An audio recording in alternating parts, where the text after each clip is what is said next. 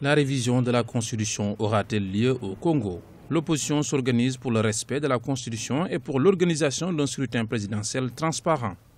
Réunis sous la bannière du Front républicain pour le respect de l'ordre constitutionnel et l'alternance démocratique 2016, FROCAD, les partis de l'opposition ont adressé au chef de l'État congolais, Denis Sassou Nguesso, ce vendredi 20 mars, un mémorandum contenant des exigences pour l'organisation d'un scrutin présidentiel apaisé. Il faut avouer que depuis 2002, notre pays a subi un sacré coup en matière d'organisation des élections parce que les élections sont toujours contestées, les élections sont toujours chaotiques.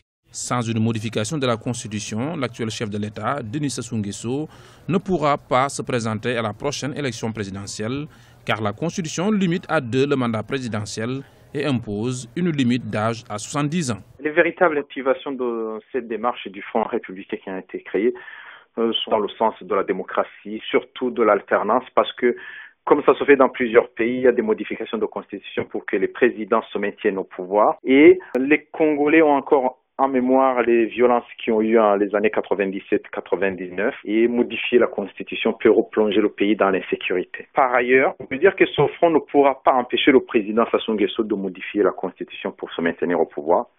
Il faudra vraiment qu'il y ait une intervention diplomatique et politique des pays comme de la communauté internationale. Sinon, on voit dans plusieurs pays, seuls les nationaux ont du mal à y arriver, à moins que ça se passe comme au Burkina Faso. Une cinquantaine de partis et associations ont ratifié ce mémorandum, un dialogue inclusif qui devrait permettre à la majorité présidentielle et à l'opposition de trouver un terrain d'entente pourrait avoir lieu d'ici la tenue de la prochaine élection présidentielle prévue en 2016.